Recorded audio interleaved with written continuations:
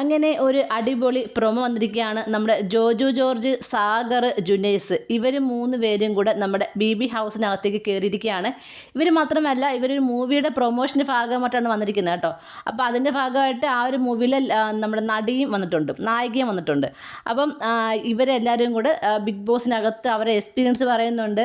അതുപോലെ തന്നെ ജോജു ജോർജ് കഴിഞ്ഞ സീസൺ കണ്ടപ്പോൾ ജോജു ജോർജിന് തോന്നിയ പല കാര്യങ്ങളെയും കുറിച്ച് പറയുന്നുണ്ട്.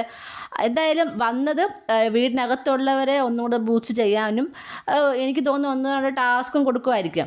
പിന്നെ അതിൻ്റെ കൂടെ ഇവരൊരു മൂവി പ്രൊമോഷൻ ഭാഗമായിട്ടാണ് ഇവർ വന്നിരിക്കുന്നത്. എന്തായാലും എല്ലാവരും തന്നെ നമ്മുടെ ബിഗ് ബോസിനൊക്കെ വരുന്നതിൻ്റെ മെയിൻ ഫാക്ടർ എന്ന് പറയുന്നത് അവരുടെ ജീവിത നിലവാരം ഉയരണം എന്ന് തന്നെയാണ്. അപ്പം നമ്മുടെ ജുനൈസിനും അതുപോലെ തന്നെ നമ്മുടെ സാഗറിനൊക്കെ ആ ഒരു ചാൻസ് കിട്ടി. എനിക്ക് തോന്നുന്നു ബിഗ് ബോസ് സീസൺ 5 ഭയങ്കര ഫ്ലോപ്പാണെന്നൊക്കെ പലരും പറയുന്നുണ്ടെങ്കിലും എനിക്ക് തോന്നുന്നു സീസൺ 6 ഭേദമായിരുന്നു എന്ന് തോന്നുന്നു.